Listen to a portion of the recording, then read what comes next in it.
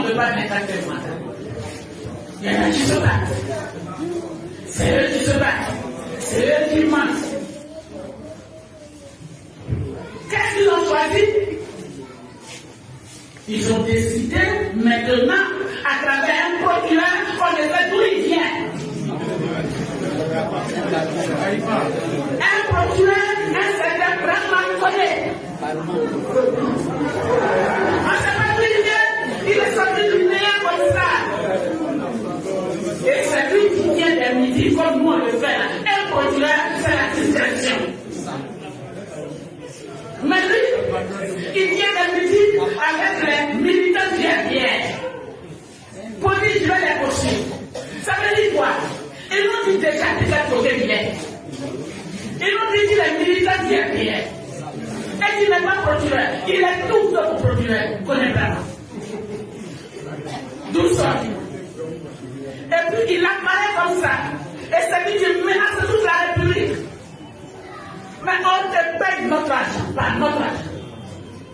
Nous tous on cotise. Et c'est ça que tu prends. Et puis tu mets ta famille à l'aise. Camara n'a pas mis sa famille à l'aise. Tous les camarades qui ont envahi la Côte d'Ivoire mettent leur famille à l'aise. C'est notre argent. L'argent de nos parents. L'argent de nos produits agricoles. Et vous venez, un gars comme ça, c'est pas d'où il est. D'où il vient.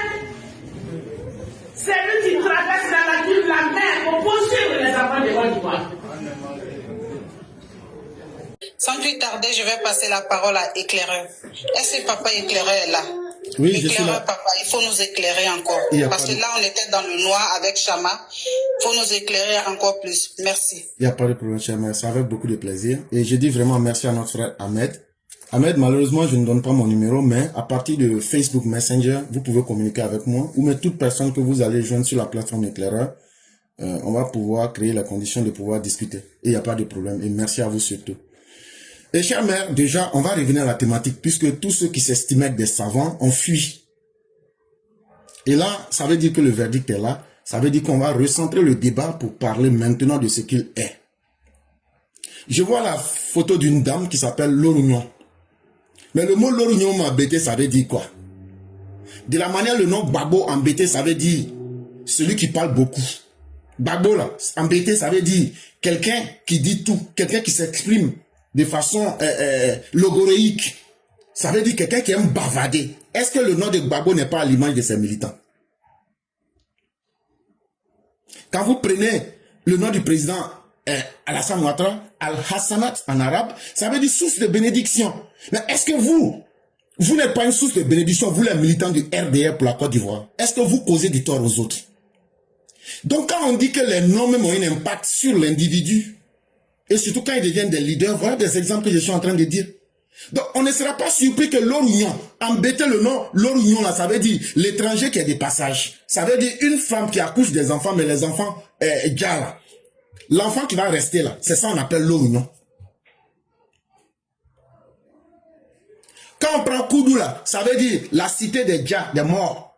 Celui qui détient le secret là, c'est ça le nom Koudou là. Est-ce que Laurent Gbagbo, il n'est pas spécialiste dans Djali? Cette Côte d'Ivoire, nous la connaissons parce que nous, là, on prend le temps de dire des choses et on met au défi quiconque peut venir relever. Et en face, on ne bouge pas, on est là. Ceux qui s'estiment qu'ils sont de l'Ouest et autres, vous ne connaissez pas l'Ouest mieux que nous. Parce que moi aussi, je suis de l'Ouest. Parce que j'ai appris à connaître nos cultures. Parce que j'ai appris aussi à connaître les autres. Voilà la grande différence entre vous et les autres Ivoiriens. Et ça, il faut être capable de démystifier aujourd'hui. Les mauvaises pratiques qui ont été enseignées là, il faut s'en extirper. Sortez du mythe de vos cavernes et revenez sur le terrain du réel. Et je vais vous donner quelques exemples pour convaincre davantage. On va aller avec le PDCI.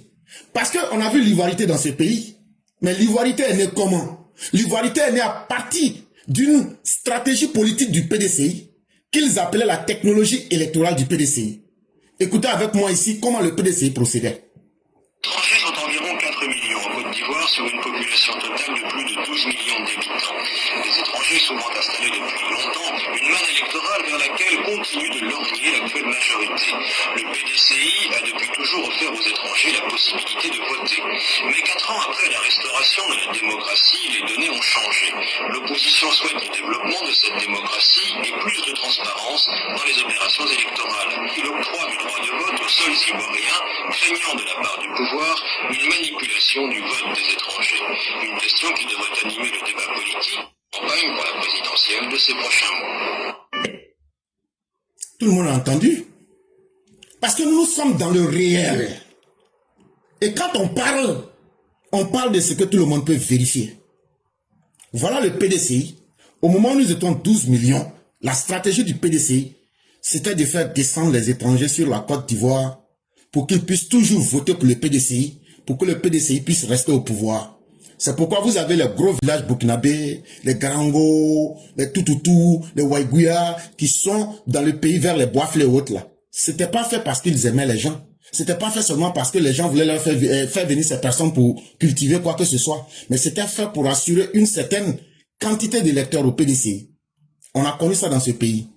Parce que la comparaison aussi est souvent le meilleur instrument pour pouvoir mettre la vérité en face de chacun. Ce que je suis en train de vous montrer méthodiquement, c'est que vous puissiez comparer cela avec le régime du docteur président Ouattara. On revient maintenant au régime du PPACI-FPI. C'est parce qu'ils ont un de leurs échecs aujourd'hui qu'ils sont devenus aujourd'hui PPACI. Et je tiens à dire à Koléa, qui a dit beaucoup de choses. Mais Koléa, le guerrier que tu es là, quand tu traverses la frontière des Zoniens, on t'appelle là-bas Cran.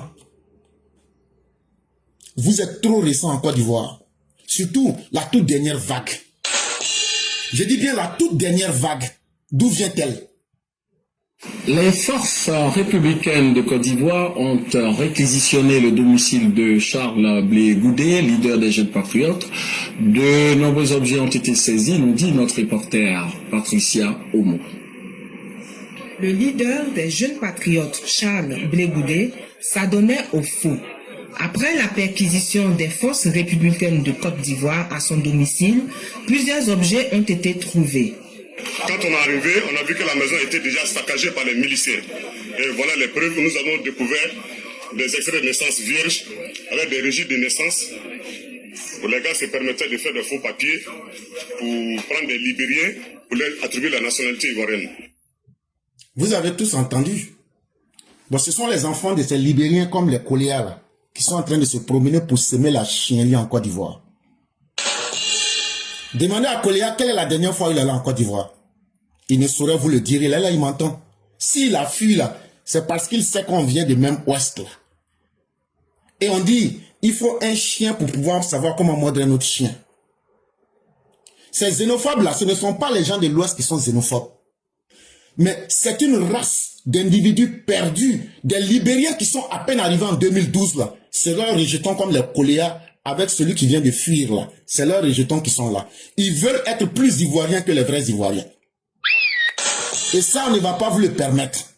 Parce qu'ils veulent mettre la Côte d'Ivoire dans un cycle de violence où on va stigmatiser l'homme de l'Ouest à travers les actions de ces enfants de Libériens venus de la toute récente crise qui est née de la Côte d'Ivoire.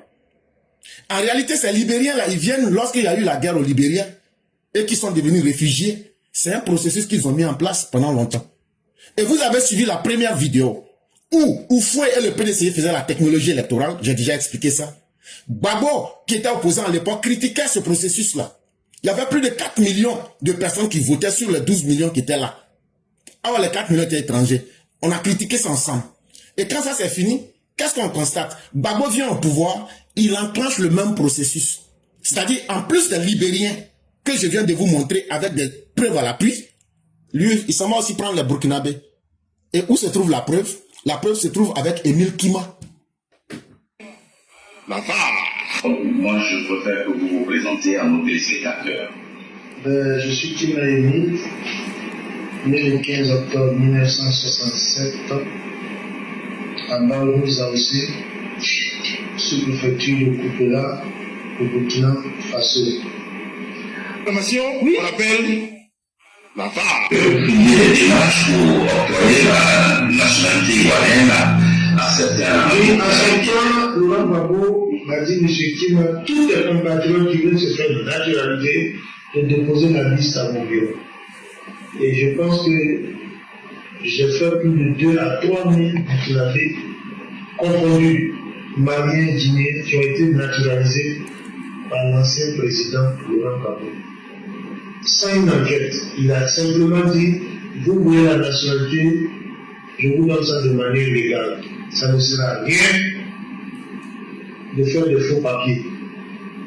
Et à chaque fois qu'un de mes compatriotes venait me voir, que je vois que c'est quelqu'un qui est intégré, qui apporte un plus à la Côte d'Ivoire, il n'y a pas de raison que je ne prenne pas ces documents et puis présenter ça au président pour que le secrétaire général du gouvernement à l'époque, qui s'appelait Tchoumbou, sorte le décret et envoie au conseil des ministres pour que le président signe, pour que ce dernier ait sa nationalité. Vous avez bien entendu. Est-ce que les faits ne sont pas plus clairs? On n'invente rien. On prend les faits dans leur nudité. Gbagbo a naturalisé plus de 3000 Burkinabés guinéens. C'était devenu son sport. Mais derrière chaque Burkinabé, ils ont grandi, ils ont fait des enfants. C'est devenu aujourd'hui des millions parmi nous. Et ce sont ces enfants de ces Burkinabés-là qui sont comme les Ziguirs. C'est pourquoi ils n'ont pas pitié de la Côte d'Ivoire. C'est parce qu'ils n'ont pas leurs intérêts ici. Parce qu'ils n'ont pas eu la naturalisation de la bonne des manières. Ça leur a été donné par complaisance par Laurent Gbagbo. C'est ceux-là aujourd'hui qui deviennent des VDP au Burkina. Et ils se disent, c'est eux aujourd'hui qui critiquent les Ivoiriens, c'est leurs enfants que vous voyez là. Qui se lèvent aujourd'hui pour aller dire, nous-mêmes là, on a eu leur nationalité là comme ça. On les connaît. Donc voilà comment on va les combattre. C'est ça la réalité. Voilà le drame du régime PPACI-FPI. Mais mieux, on a fini de vous montrer ce que vous êtes. Maintenant, on va revenir au régime du docteur président Alassane Ouattara. Parce qu'on ne va pas nous dire que le président Ouattara aussi n'a rien fait. Le président Ouattara a naturalisé des gens. Ah oui, il ne faut pas se blaguer. Mais quand on rentre à la lumière des faits, parce que nous sommes dans la chirurgie intellectuelle, ce que je dis, vous partez dans le journal officiel de l'État de Côte d'Ivoire. Le président Ouattara a pris le pouvoir en prêtant serment en mai 2011. De 2011 jusqu'à l'état actuel, le président Ouattara n'a naturalisé que 323 personnes. Je dis bien 323 personnes. Où ça se trouve? Allez dans le journal officiel des naturalisations. Il suffit de taper là où vous êtes là. Vous allez voir. Nous ne sommes pas des prestidigitateurs. Nous ne sommes pas là pour inventer les faits. Contrairement à ce que les gens veulent dire, voilà les réalités dans leurs faits. En 2011, dans le journal officiel de l'État de Côte d'Ivoire, seulement 11 personnes ont été naturalisées. En 2012, 197 personnes. En 2013, 36 personnes. En 2014, 40 personnes. En 2015, 10 personnes. En 2016, 10 personnes. En 2017, 17 personnes. En 2018, 3 personnes. En 2019, 6 personnes. Donc, entre les régimes du PDCI, et je tenais à vous dire que Gbagbo a naturalisé les Libanais plus que tout autre, d'une manière que vous ne pouvez pas imaginer, de sorte que les Libanais ont créé des mafieux, des réseaux mafieux de fabrication de faux papiers au sein de la communauté libanaise. Et ça aussi, c'est un problème aussi que la Côte d'Ivoire vit aujourd'hui, avec les Libanais. C'est encore le PPACI-FPI qui a fait cela. Et donc, si on vous met les faits de façon propre, 1, on vous donne les éléments de langage, 2, on met l'histoire en face de chacun, et s'il y a des vrais intellectuels, des vrais garçons qui sont aguerris, venez contester même une virgule. Voilà comment on découvre les intellectuels. Voilà comment on découvre ceux qui veulent aider leur pays. Cela étant bien dit, la dame Lognon que vous voyez là, elle-même, son nom dit qu'elle est étrangère sur la terre, mais elle s'estime aujourd'hui être propriétaire du titre foncier de la terre. Et aujourd'hui, ils ont établi tout un système de la haine en Côte d'Ivoire. Si tu ne comprends pas ce que c'est que la haine, tu ne comprendras pas les mécanismes qui fabriquent la haine et tu ne sauras pas les combattre. La haine même, c'est quoi?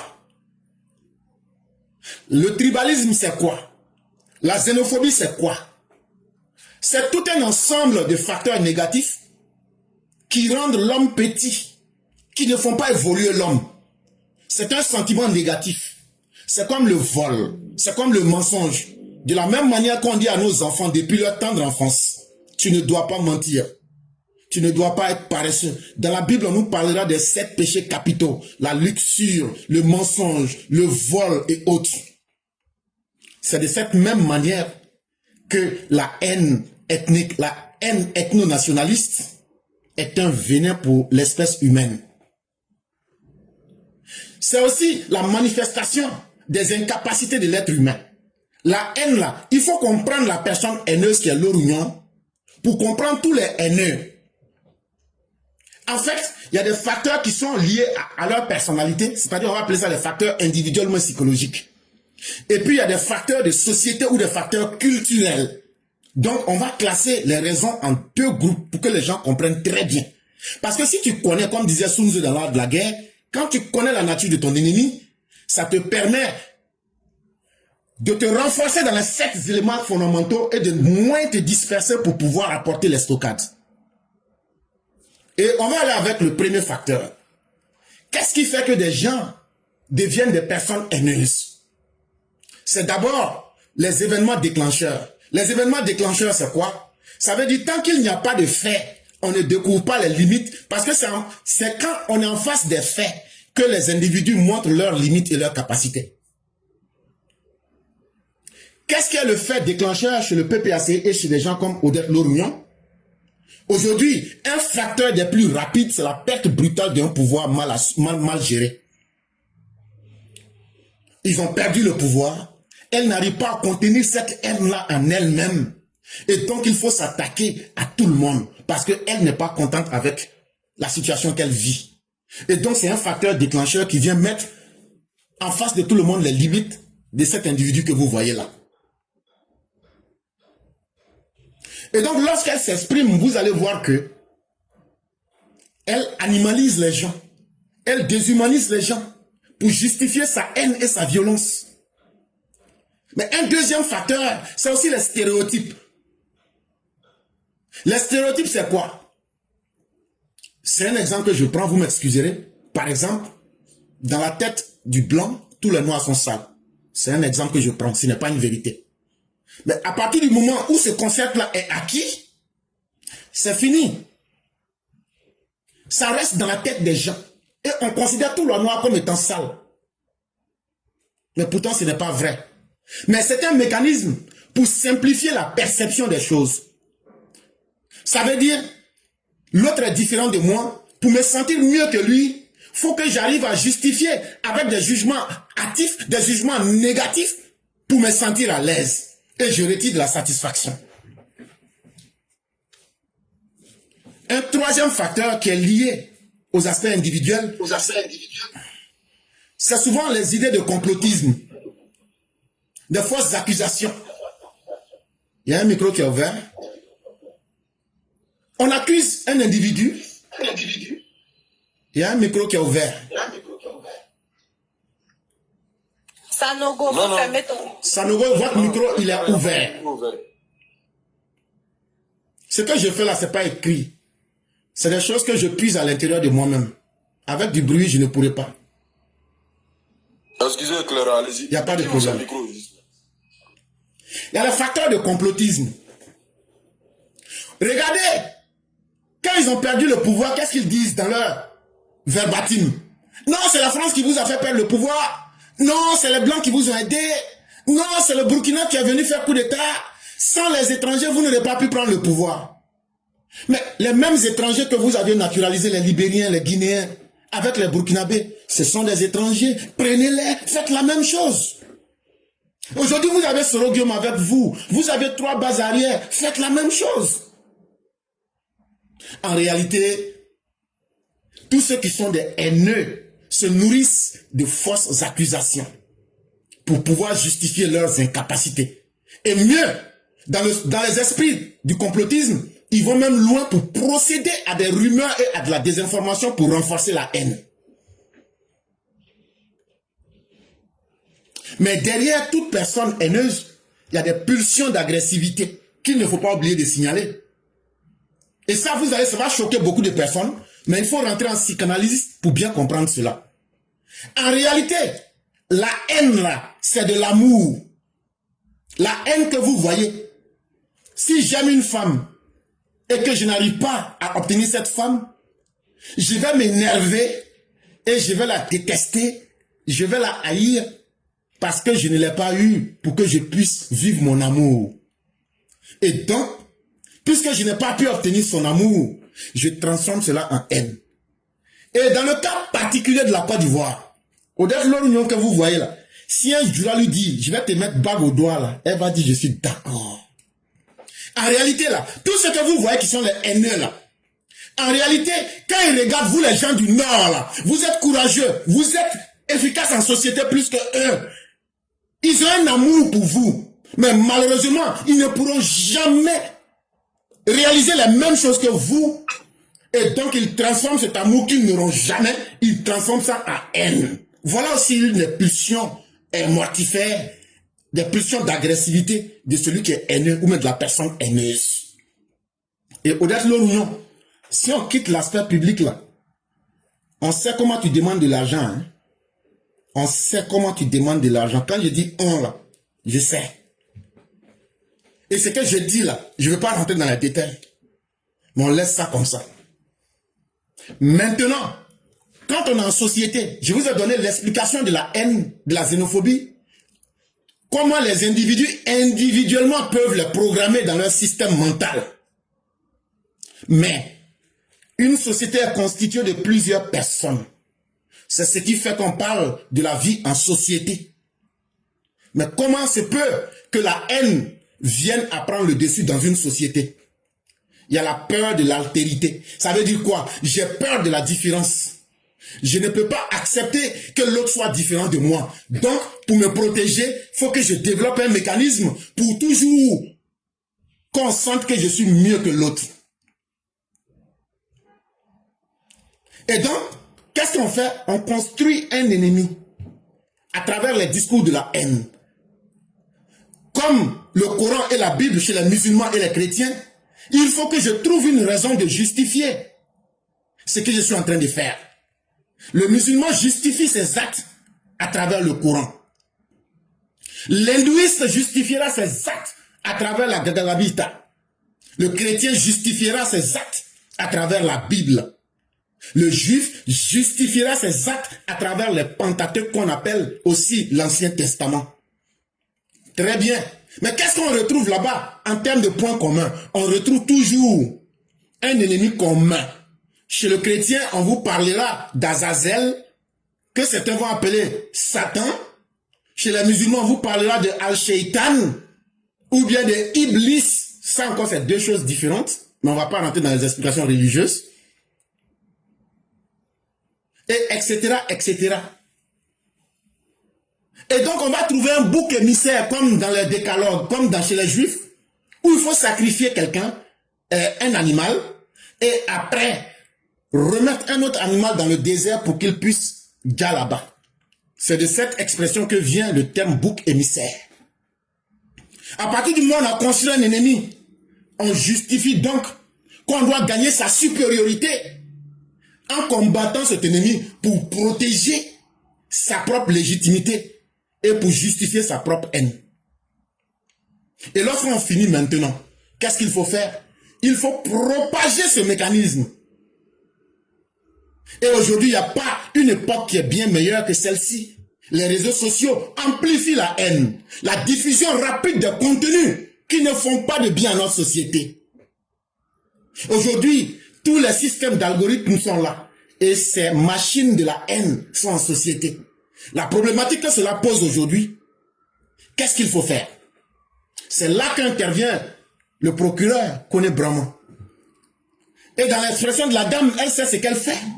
Elle s'attaque de façon chirurgicale à Kone Brahman pour lui dire, tu n'es rien. Et je vais essayer pour voir jusqu'où tu peux aller. Et ce n'est pas surprenant. C'est le dernier mot que j'ai reçu de quelqu'un hier nuit. Qu'est-ce que vous allez faire? Je dis d'ici le matin, vous verrez. Et quand je me suis réveillé, tout le monde a vu. Non, c'est fini. Chers opposants, il faut être l'homme le plus bête pour comprendre que vous ne pouvez pas venir diriger notre pouvoir à notre place. Chacun sait comment il dirige son pouvoir. Vous avez dirigé votre pouvoir dans ce pays-là. C'est parce que vous n'aviez pas été efficace, ni en stratégie, ni en tactique. Vous n'avez pas été efficace, ni en proposition de valeur à la société que vous êtes tombé. Si vous étiez fort et si vous répondez aux besoins des Ivoiriens, vous ne seriez pas tombé. Vous êtes tombé parce que vos incapacités étaient en face des Ivoiriens. Et les Ivoiriens vous ont désavoué dans les urnes. Après les urnes, vous aviez voulu vous imposer par la violence. On vous a accueillis comme des fruits pourris. On a jeté votre Laurent Gbagbo à la haie. C'est nous qui gouvernons. Nous sommes capables de prendre nos décisions. Nous avons dit, nous prenons ce pays. Toutes les filles et tous les fils de la Côte d'Ivoire seront égaux. C'est pourquoi depuis 15 ans, il n'y a aucune carte d'identité de quiconque qui est déchirée. Aucun droit fondamental d'un Ivoirien ne lui est arraché. Nous arrivons à maintenir la paix dans les frontières ivoiriennes. En plus de cela, nous apportons des solutions aux problèmes des Ivoiriens. Où il n'y a pas d'électricité, nous mettons l'électricité. Où on a besoin de nous, faisons cela. Et tous les Ivoiriens voient cela. Comme ils ne seront jamais capables de faire comme Alassane Ouattara, il faut donc haïr le président Ouattara quand bien même qu'ils aiment ce qu'il fait parce qu'ils auraient voulu être comme lui. On transforme la haine, les incapacités en haine. Mais ça ne marchera pas. Ce pouvoir que nous avons, on sait comment on l'a acquis. On a l'homme le plus intelligent, le président le plus aguerri, l'un des hommes les plus puissants au monde. Celui-là à qui on a demandé en 2012, fais-nous le plan global du développement de l'Afrique. Alassane Ouattara que vous voyez là, il y a un livre qu'on appelle Agenda 2060. Grand frère, excuse-moi de te couper, hein, excuse-moi. Je suis lancé, c'est pas bon. Faut laisser. Ils sont pas gentils. Non, il n'y a pas de problème. Envoyer des cadeaux aux grands frères. Non, c'est pas grave. C'est pas grave. Ils n'ont qu'à laisser cadeau là. Moi, je ne dis pas de ça. Ok. L'homme le plus puissant de l'Afrique. En 2012, les 54 présidents de l'Afrique vont s'asseoir. On dit on a besoin d'un plan global pour développer l'Afrique. Qu'est-ce qu'on fait? On dit adressez-vous à lui qui est là-bas. Là. On dit qui? Il s'appelle Alassane Dramane Ouattara. Avec 4 personnes, il a développé l'Afrique sur papier. Il est venu, il dit je vais commencer ça par l'Afrique de l'Ouest. Malheureusement, on a trouvé des bouffons qui étaient là, comme Amadou Aya Sanogo. Ça a coïncidé qu'il était le président de la CEDEAO. Il a coupé la queue d'Amadou Aya Sanogo. Il dit les coups d'État ne vont pas prospérer. Malheureusement, à l'impossible, nul ne peut être tenu. Après, vous savez ce qui va se passer dans le Sahel. Donc, la petite Côte d'Ivoire qu'on gère là, la Côte d'Ivoire est trop petite dans notre plan de développement. Nous avons besoin de toute l'Afrique de l'Ouest, voire de l'Afrique même pour développer l'Afrique. C'est ce rendez-vous que nous ratons avec l'histoire. Comment nous aurions pu créer un grand bloc économique, un grand bloc social et un grand bloc idéologique en Afrique de l'Ouest pour pouvoir nous imposer dans les nouvelles réalités du monde actuel. Mais le plan est là. Celui qui sera intéressé peut revenir à ça. On vous parle aujourd'hui des dirigeants concrets comme disait Bentham. Quelle que soit la définition de la théorie politique que vous mettez en place, si le maximum de personnes en société ne gagnent pas leur bonheur, c'est une force politique. Et chers Ivoiriens, soyez convaincus, surtout vous, les haineux, notre pouvoir, c'est nous qui le gérons. Parce qu'on a les capacités. Et nous avons l'homme le plus aguerri, qui s'appelle Alassane Ouattara. Vous n'allez pas venir nous imposer les modèles qui ont fait votre échec. Si vous étiez fort, et si la haine pouvait arranger quelqu'un, il n'y a aucun modèle de haine que vous n'aviez imposé quand vous étiez au pouvoir. Mais ça vous a amené où? Donc vous n'allez pas faire la haine dans votre pouvoir. Tomber. Et aujourd'hui, vouloir venir sous notre pouvoir, faire prospérer la haine, on va mettre des gens en face de vous qui s'appellent Kone Brahma.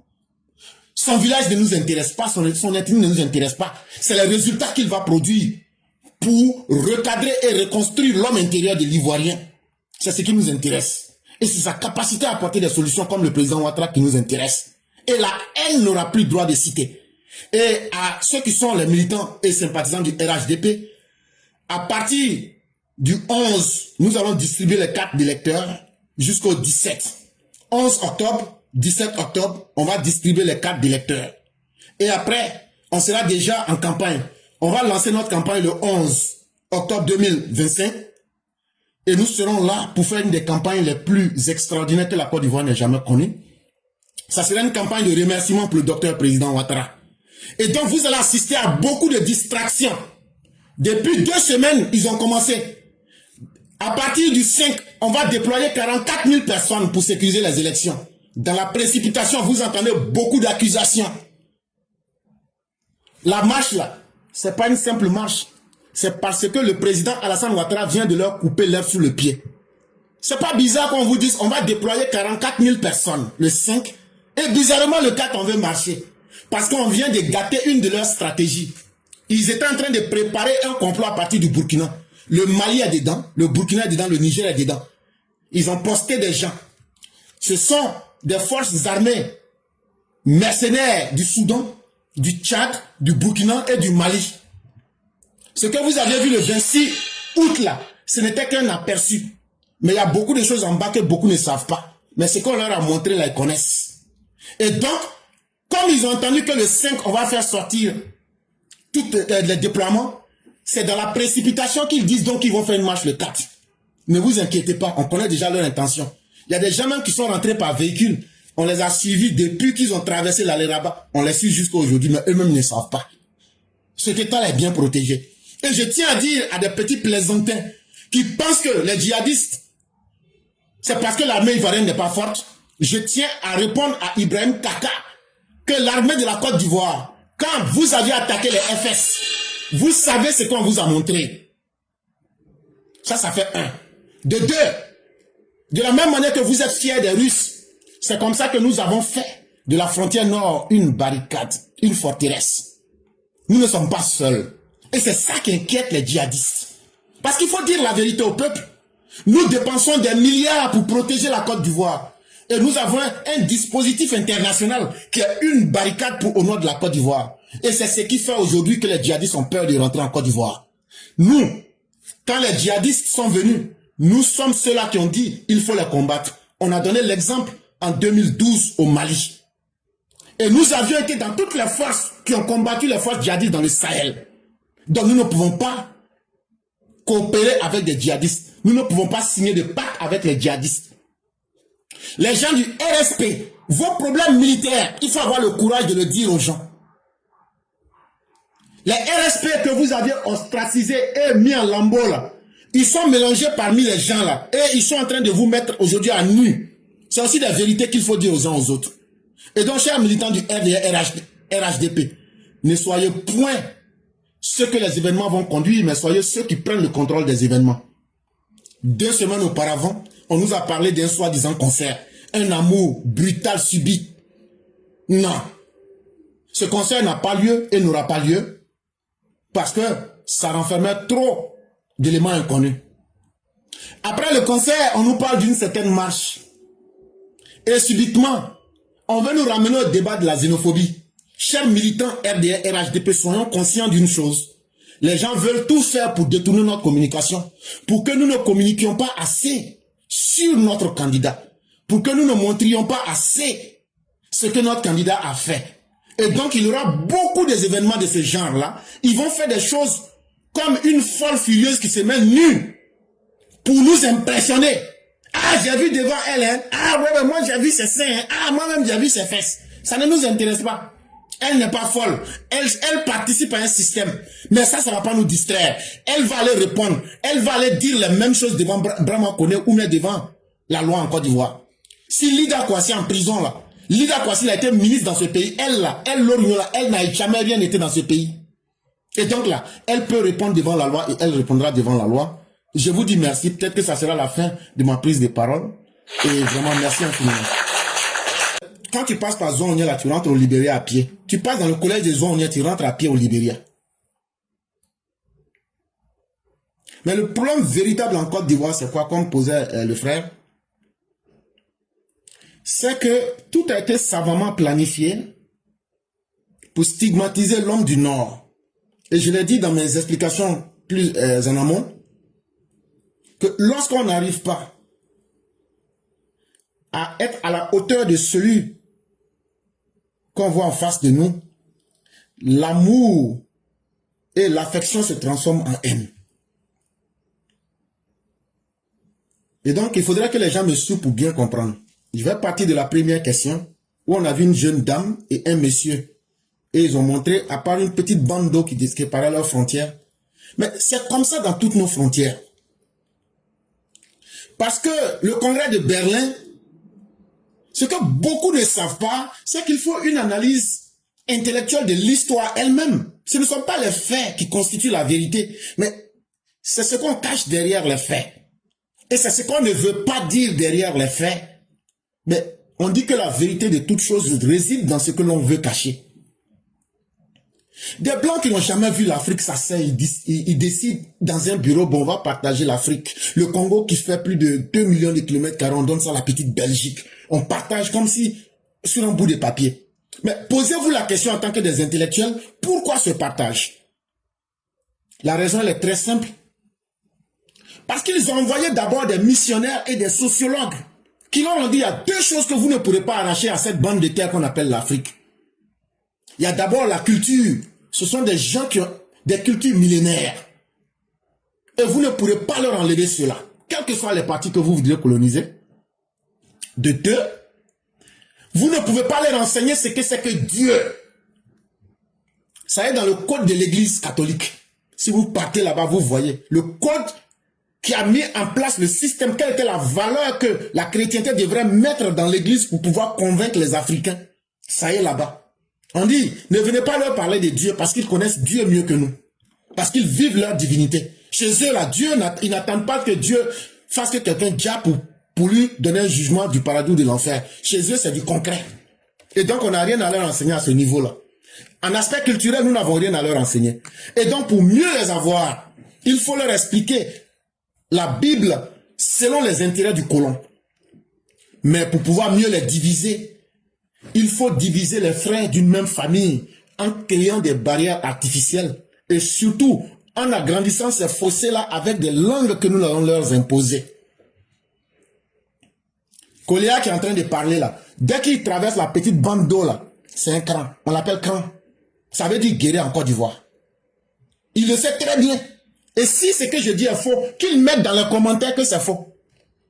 Puisqu'il n'a pas le courage de monter, Kolia qui est là, il faut mettre seulement c'est faux. Voilà toute la réalité. Et c'est là que le docteur président Alassane Ouattara, tout jeune fonctionnaire de l'État de Côte d'Ivoire dans les années 90, pour être plus précis en 1992, et l'aîné est là pour corriger, vient dans une émission et il dit devant nous tous, en l'état actuel, dans les micro-états que constituent nos nations, il va falloir que nous allions dans des grands ensembles pour pouvoir nous affirmer. Point. Bon, c'est cette phrase-là qui a fait que moi, j'ai eu confiance au docteur Ouattara. Parce qu'on ne suit pas quelqu'un par amour. On suit quelqu'un pour ses capacités. Quand le docteur Ouattara nous dit cela, je dis, voilà quelqu'un qui pourra venir effacer l'histoire que les Occidentaux nous ont imposée. Donc, nous ne suivons pas Ouattara parce qu'il est en train de construire des ponts. Ça, il peut le faire, c'est dans ses capacités. Mais on suit un homme pour nous amener plus loin. Et nous, notre objectif, je ne l'ai jamais caché. Et le docteur président ne l'a jamais caché. Quand vous voyez les Burkinabés, les Maliens se plaignent aujourd'hui du président Ouattara, c'est parce qu'au fond d'eux-mêmes là, ils savent que c'est l'homme qui peut les aider. Ils savent que c'est la seule et unique personne qui peut les aider. Ils le savent. Et comme ils n'arrivent pas à obtenir cette aide parce que il y a des braconniers et des braqueurs qui ont pris la tête de leurs États, ils transforment ce manque-là à haine. C'est tout. Sinon, tout le monde est convaincu que l'Afrique de l'Ouest, le président Ouattara peut développer toute cette zone-là. Aujourd'hui, le président Ouattara ne voulait même plus de ce pouvoir qui est en Côte d'Ivoire. Mais qu'est-ce que le représentant de la CEDEAO est venu ici, tout dernièrement le mois passé? Ils lui ont dit, faites tout pour ne pas abandonner le processus de l'écho que nous avons débuté. Parce que vous êtes la seule personne crédible. Vous êtes la seule personne qui peut être écoutée au-delà de notre espace. Au-delà de notre espace. Et dans le même discours, le représentant de la CEDEAO dit, vous représentez aujourd'hui celui qui maintient la stabilité en Afrique de l'Ouest. Ça veut dire quoi? Ça veut dire que la puissance du docteur président Ouattara va au-delà des 322 462 km² de la Côte d'Ivoire. C'est un homme qui était venu pour bâtir un ensemble, pour bâtir un bloc régional, pour que l'homme noir soit plus libre. Et c'est sur ce combat-là que nous sommes. Est-ce que nous allons le réussir? Je ne sais pas. Parce que nos vies humaines sont très courtes. Mais en tout cas, nous sommes en train d'enseigner. Et nous avons fait ce que nous pouvons. Ça sera aussi à ceux qui viendront après nous de continuer ce combat-là et d'être à la hauteur des rendez-vous. Pourquoi le combat de la haine, la stigmatisation est plus porté sur l'homme du Nord? Sachez que quand les colons viennent, ils essaient d'abord de regarder quels sont les ensembles qui sont les mieux structurés socialement. Ça veut dire, ceux qui avaient un système de gestion politique. On constate que il y a deux facteurs qui déterminent certains peuples. Certains sont naturellement bien structurés, mais ils n'ont pas de relation avec l'extérieur, comme par exemple l'empire du Dahomey. Et c'est pourquoi Béhanzin a été capturé et envoyé dans les îles de la Martinique comme un bouffon. Parce qu'il ne connaissait pas le monde. On l'a blagué simplement, on dit, bon, tu vas faire un petit voyage pour découvrir qu'au-delà de ton royaume, il y a quelque chose. Et un matin, il se retrouve, il est devenu prisonnier. Mais ça, tu ne peux pas avoir celui qui a un contact avec les Arabes. Parce que les musulmans que vous voyez là, les gens du Nord que vous voyez, au moment où les Européens, au moment où Louis XIV chiaient dans son palais, parce que l'Occident n'avait même pas WC, ils chiaient dans le coin sombre de leur palais là. Il y avait l'université de Tombouctou qui était déjà là au XIIIe siècle. Et donc, qu'est-ce qu'on constate chez ces personnes? Non seulement il y a un système politique, mais ils ont une connaissance du monde à travers la langue arabe. Ce n'est pas seulement le Coran. C'est une démonstration qu'ils ont un lien avec l'extérieur. Et comment il faut combattre ces personnes?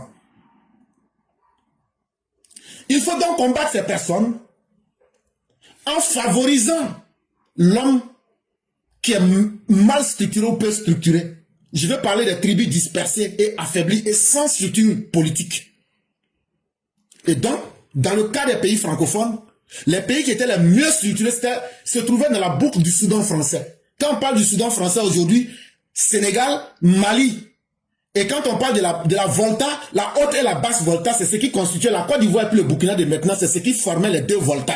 La haute, ça c'était Burkina, et maintenant la basse, ça c'était la Côte d'Ivoire. Et donc, c'est dans cet ensemble-là, de la boucle du Soudan français et de la haute Volta, ou même de la Volta, qu'on retrouve les États les mieux structurés. On retrouve l'Empire Mossi, on retrouve l'Empire Songhai, on retrouve l'Empire Mandé, on retrouve l'Empire Berbère, on retrouve l'Empire Bambara, qu'on appelait les Bamana. Celui qui veut dire, ta Bamana, je refuse d'avoir un autre maître. C'est ce que le terme Bambara signifie. Mangandé, l'Empire Mandé signifie simplement les enfants de celui qui gouverne. Les origines viennent de l'Empire Soso. L'Empire Soso qui lui-même vient du Kumbi Salé. L'Empire Soso, Sobe Soroso Mina, où on va gagner les chevaux. Le village où on trouve les chevaux pour créer l'embryon de l'Empire Mandé. L'empire de ceux qui sont des origines de ceux qui dirigeaient. L'ancien empire qu'on appelle le Kumbi Salé en langue Maraka. Maraka, chez lui c'est qui il y a la gestion du pouvoir. Mara, gestion cachée. Qu'est-ce que vous allez nous parler de l'Afrique? Et leur capitale c'était l'empire du Ghana qui signifie les lions. Et le premier embryon de l'empire du Mandé vient de Soumanguru Kanté. On ne peut pas avoir deux noms de famille dans le Mandé, Soumaworo et Kanté. Ce n'est pas vrai. Il s'appelait Soumba. Sa maman s'appelait Ngolo. C'est ce qui est devenu Soumaworo. Soumba Ya Ngolo. Ngolo, fils de Soumba, dit qu'il ne veut pas Kanté. Qu'est-ce que vous voulez mystifier que nous ne connaissions pas? Si j'arrive à vous raconter votre histoire, c'est que je connais la mienne de l'os actuel de la Côte d'Ivoire. Et c'est plus facile pour moi de vous dire que ceux qui s'estiment aujourd'hui être des bêtés, vous ne venez même pas du Libéria, vous venez du sud de la Mauritanie actuelle. Ça aussi, il faudrait qu'on vous le dise. Et je vous donne un exemple simple. Parmi les bêtés, est-ce qu'il n'y a pas le nom de famille Koné? Et quelle est la différence entre un Koné, juste dans la prononciation, et un Koné? Venez nous faire la différenciation. Quelle est la différence entre un gourou et un gouroussi?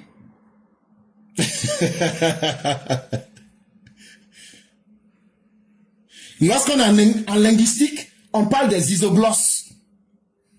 Et lorsqu'avec les Chomsky, on étudie l'impact de la langue sur l'être humain, est-ce que c'est l'être humain qui structure la langue ou bien est-ce que c'est la langue qui structure l'être humain? On comprend beaucoup de choses. Et tout ça, l'occidental a étudié tout ça, c'est leur science. Et c'est sur ça, c'est sur cette différence-là qu'ils nous ont eu. On a expliqué que non, à partir du moment où il y a des frontières entre vous, vous n'êtes plus la même chose. Mais pourtant, au fond, dans la réalité, nous sommes les mêmes choses. Et c'est en cela que nous aurons notre salut.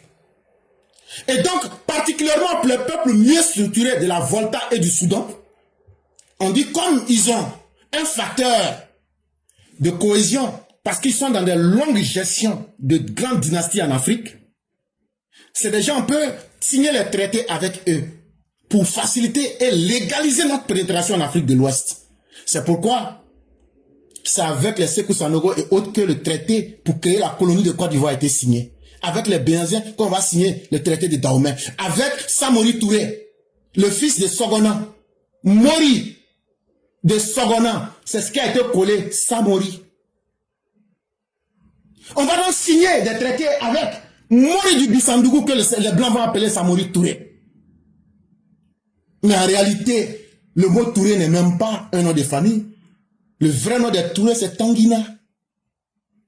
Le Touré ne signifie que pied d'éléphant. Parce que déjà, comme je vous le disais, dans le Kumbi Salé, un de leurs rôles, à part le Morikanda qui se trouve dans le Kurukanfuga, la charte du Mandé, où chaque métier avait été classifié, en plus d'être des maîtres religieux, ils avaient avant cela l'art de la guerre, c'est eux qui combattaient sur les éléphants. On dit donc les hommes au pied d'éléphant, Touré. Sur leur vrai nom de famille, c'est Tanguina. Et donc les Blancs viennent pour légaliser leur entrée dans cette partie hostile. Ils légalisent cela en signant des traités. Et je mets quiconque au défi, en tant qu'historien ou sociologue, de nous montrer quels sont les traités. Si on prend la Côte d'Ivoire actuelle, elle est trop récente. Mais prenons la Côte d'Ivoire actuelle là. Montrez-moi un peuple avec qui les traités sont. Béger a signé son traité avec qui?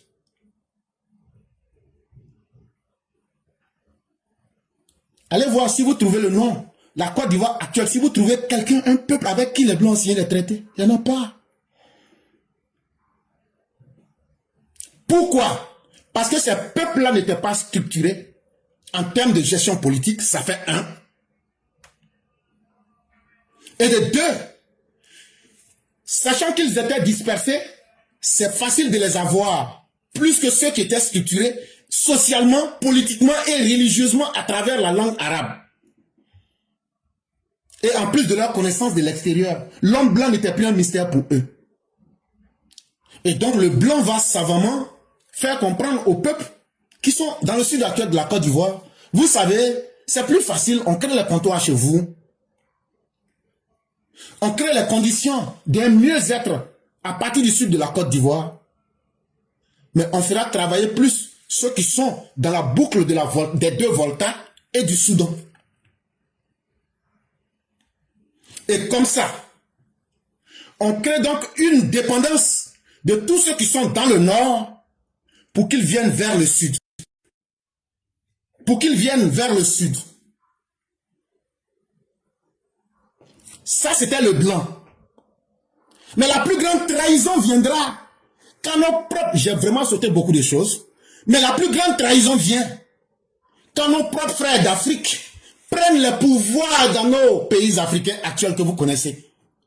Parce que nos pays que vous voyez là, ce sont des pays qui ont été créés sur la définition politique de l'occidental du colon. Et donc ce sont des frontières artificiellement fabriquées. Ce sont des peuples dans la tête desquels on a mis des conceptions différentes. Toi, tu es anglophone, toi, tu es francophone, toi, tu es ceci, tu es cela. Pour créer les divisions. Mais à l'intérieur même des pays, les nouveaux dirigeants de nos pays comme les Tchombe, dans le Zaïre, quelle est la différence entre Congo, le bas Congo et le haut Congo, le Congo Léopoldville qu'on appelle le Kinshasa? Aucune différence. C'est seulement 3 minutes. Tu prends le canot rapide, tu traverses 3 minutes. Dans le cas particulier de la Côte d'Ivoire, on recopie les mêmes modèles du colon, mais à une échelle réduite. Et c'est là que nous voyons la division et la trahison. Oufoué, là, il a été le premier député de Korogo. Et ce sont les gens du Nord qui l'ont lavé mystiquement. À partir de Minignan, en passant par Odiéné, pour venir finir à Korogo. La même case où Benjé a dormi, où Samori a dormi, où Foué a été là-bas à Minignan. Est-ce que ce que je dis là, allez demander, venez dire que c'est faux. Rien n'est le fruit du hasard. Si tu n'es pas puissant, on ne t'attaquera jamais. Les peuples du nord de la Côte d'Ivoire, c'est là-bas que réside le pouvoir spirituel de la Côte d'Ivoire. Ça, il ne faut pas être complexé, il faut le dire. La richesse spirituelle, la richesse physique, matérielle se trouve au sud. Mais la richesse immatérielle, spirituelle, tout homme politique qui veut le pouvoir, si tu ne passes pas par le nord, tu ne l'auras pas. Quand on voit des plaisantins comme Chakadjan en train de se la faire jouer, et quand on vous dit tu ne connais pas la Côte d'Ivoire, c'est un mot qu'on prononce dans nos bouches. Mais il faut demander pourquoi on dit tu ne connais pas. C'est là on va t'expliquer. Babo là, allez, la famille Bon, s'ils se mettent à dire ce qu'ils ont fait pour Babo, et ce que Babo devrait faire, ils nous l'ont dit avant même que la réalité n'advienne. Et on savait comment il allait finir aussi. Oufoué, on connaît son parcours dans le nord de la Côte d'Ivoire. Vous pensez que les Blancs n'ont pas vu tout ça? Les Blancs connaissaient tout ça. Parce que quand vous voyez les Jean-Paul Sartre venir vous faire la promotion des savoirs comme par exemple être des athées matérialistes, mais c'est parce que il faut retirer la spiritualité de l'homme pour que ça devienne quelque chose que une élite va contrôler. Tout ce qui est bon est toujours caché. Tout ce qui est bon est toujours rare. Et tout ce qui est bon est toujours combattu. Parce que tout le monde veut avoir. Et la première trahison de Félix Houphouët-Boigny, pour que nous n'avons rien, mais nous disons l'histoire pour que les gens vérifient. Pas. Quand Houphouët prend le pouvoir, le grand sacrifice fait par les fils et les filles du Nord, Houphouët les trahit. Cette vérité, il faut... Ceux qui sont sur Facebook, ne m'appelez pas. Je ne suis pas riche, je ne suis pas un milliardaire. Je n'ai que 2 téléphones. Je suis sur TikTok. Laissez, si vous voulez appeler, on n'a pas encore lancé le direct. Dès que je finis, on va aller lancer le direct.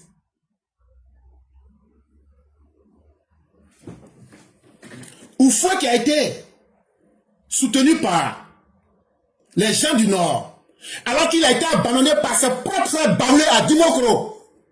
Houphouët a été protégé par Kone Samba Ambroise dans même Dimokro là. Là où les baoulés cherchaient à le dire dans même Dimokro là. Mais ces histoires, il faut qu'on les dise en peuple. Et j'aimerais que ceux qui ne sont pas vraiment contents puissent venir pour qu'on en débatte. Devant tout le monde et sans faux fiant. Mais quand dans nos états modernes, post-coloniaux, un président qui vient du Rassemblement démocratique africain, et c'est pourquoi je ne peux pas avoir du respect pour ce PDCI qui va à volo, parce qu'on a vu le RPG, on a vu ici le RDA, et on a vu plusieurs partis qui n'avaient qu'un seul idéal, mettre tous les Africains dans un Rassemblement démocratique africain créé en 1947 à Bamako. C'est là la première trahison de nos dirigeants. que ce soit Sékou Touré, Félix Houphouët-Boigny, Kwame Nkrumah, ils ont regardé d'abord leurs intérêts. Ils ont voulu s'enrichir.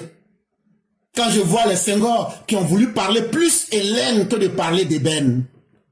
Parce que la raison n'est pas qu'Hélène. La raison aussi peut être ébène. Ils nous ont trahis intellectuellement. Ce qu'ils ont appris, ils n'ont pas mis cela au service de leur peuple.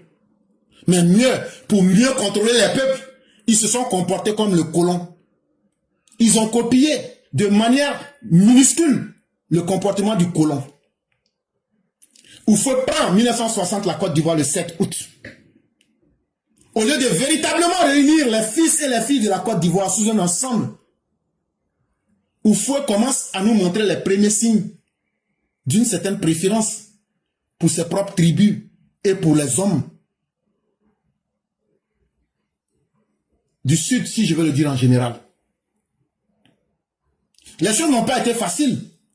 Mais tant que l'homme du Nord peut servir d'âme pour travailler, pour produire la richesse, on fait semblant de l'aimer. Et on prend surtout le soin de créer la confusion en confondant le sénoufo qui est là depuis le Paléolithique. On le confond avec l'étranger, le sénoufo venu de comment je vais appeler, du sud du Mali. On confond le Guinéen avec le Odineka. Etc., etc. Ça a été fait exprès. On crée l'exode rural. Vous tous qui êtes là, est-ce que dans une certaine époque, on ne parlait pas de l'exode rural? Ça a été enseigné. Et c'est un choix politique pour déshériter le nord de la Côte d'Ivoire, qui n'a pas cessé de payer les impôts, qui n'a pas cessé, et qui était même la zone qui payait plus les cartes du PDCI. Mais on leur a déshérité de tout instrument qui pouvait aussi les permettre de rester chez eux. Pas d'usine, pas d'école, pas d'infrastructure, pas de route, pas d'électricité, rien. Voilà ce que c'est que le nord de la Côte d'Ivoire. Mais l'homme du nord de la Côte d'Ivoire, quand il peut, on a créé les conditions pour qu'il vienne chercher sa pitance. Vous les gens du nord, est-ce qu'il n'y avait pas cette culture de venir travailler dans le sud, de payer un vélo? Solon Gana l'a chanté, c'est une chanson, ça fait rire, mais il y a toute une histoire derrière. C'était ça la méchanceté du régime d'Houphouët. Ne pas équilibrer le développement, ne pas équilibrer le traitement entre les filles et les fils d'un même pays. C'est ça l'injustice institutionnalisée. Mais comme il avait su maquiller cela de la plus belle des manières, il a toujours joué aux équilibristes jusqu'à ce qu'il s'en aille. Mais ceux qui ont voulu être plus concrets, pour essayer de nous pousser plus loin, ça commence par l'ivoirité, à travers le kurdif, qui sera enseigné. On va prendre des intellectuels mercenaires pour leur dire maintenant, creusez le fossé. Creusez le fossé, percez l'abcès sans état d'âme. Et on va leur dire ce qu'on avait eu l'habitude de toujours dire entre 1960 et 1993, que Félix Houphouët-Boigny n'a jamais eu le courage de dire. On va leur dire ça en face, pour voir comment ils vont réagir et pour voir comment ils seront prêts à encaisser cela. Et aujourd'hui, on veut s'étonner. Aujourd'hui, on veut demander à des gens d'abandonner leur dignité.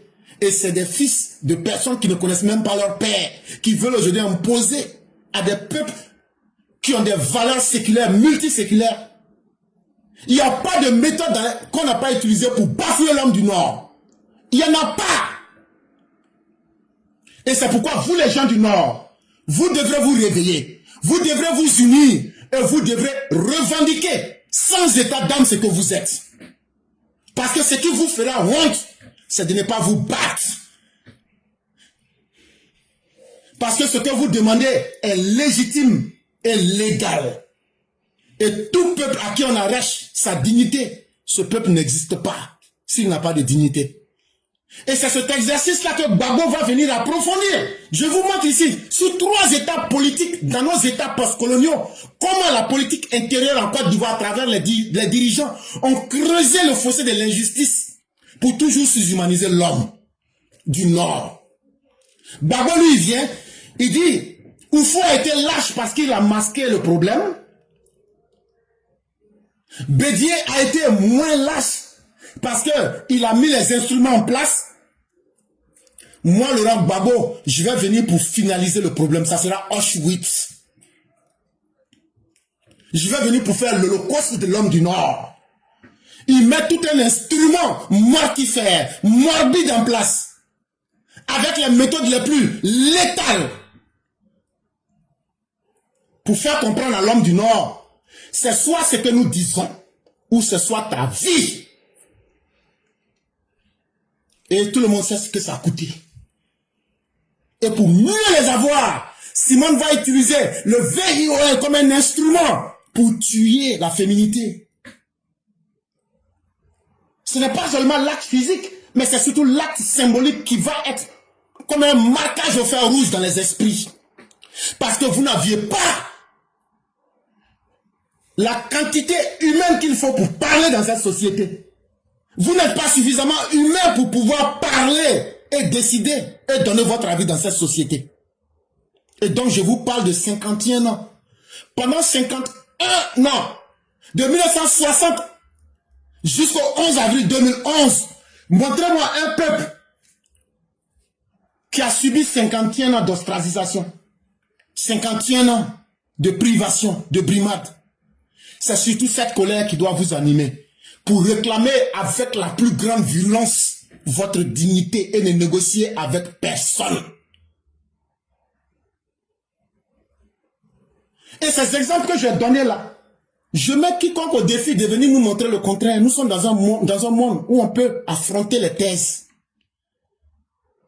Et donc voilà, pour répondre un peu à votre question, voilà la réalité de la Côte d'Ivoire qui est là. Mais contre toute attente, il avait été décidé, ah oui, il faut le dire, que l'homme du Nord ne devrait jamais prendre le pouvoir. Parce que ceux qui devraient décider ont dit que l'homme du Nord travaille trop bien. Il faut qu'il continue d'être la bête de somme. Il faut qu'il continue d'être l'âne. On lui a laissé déjà même le commerce pour ajouter dessus. Il ne faut pas qu'il dépasse cette barrière. Et donc derrière l'ivoirité, ce n'était pas un homme qu'on attaquait, mais c'est trois différents systèmes qui s'attaquaient à un peuple pour limiter ce peuple et dicter la conduite à ce peuple. Quand Alassane Ouattara demande à jouir de son droit politique, quelle méchanceté n'a-t-il subi? Et je vous fais l'économie, parce que nous sommes tous des contemporains ici. Mais si c'était Alassane Ouattara qui était combattu, mais c'était tous ceux qui ressemblaient à Alassane Ouattara qui ont été combattus. Et ça, on voit aujourd'hui des gens venir nous dire, vous n'aviez pas raison de défendre votre dignité. Nous disons, si la première fois, vous vous en êtes sorti vivant, cette deuxième fois, on ne vous donnera pas cette chance. Le message, il est clair. Le message, il est plus que clair. C'est que les ancêtres des gens du Nord ont accepté de 1960 au 11 avril 2011. Leurs descendants actuels n'accepteront plus jamais cela. Parce que vous n'aviez pas construit les écoles pour les empêcher de s'éduquer. Et quand Alassane Ouattara prend le pouvoir, ce que vous voyez aujourd'hui n'est pas le fruit d'un hasard. Quand Alassane Ouattara défie les pronostics pour faire comprendre que tout le monde peut prendre le pouvoir s'il respecte les règles, il construit des écoles, il construit des universités. Ça a réveillé en l'homme du Nord la prise de conscience. Il a recherché à comprendre sa propre histoire. Il a compris qu'il n'est plus un demi-homme. Il a compris qu'on ne peut plus lui donner sa place. Il a compris qu'il faut se réveiller. Et comme disait Hegel, l'esclave qui sait négocier sa condition, lorsque l'esclave prendra état de sa conscience et que l'esclave va soumettre le maître, l'esclave sera le maître du maître. Et je m'arrête ici avec cela.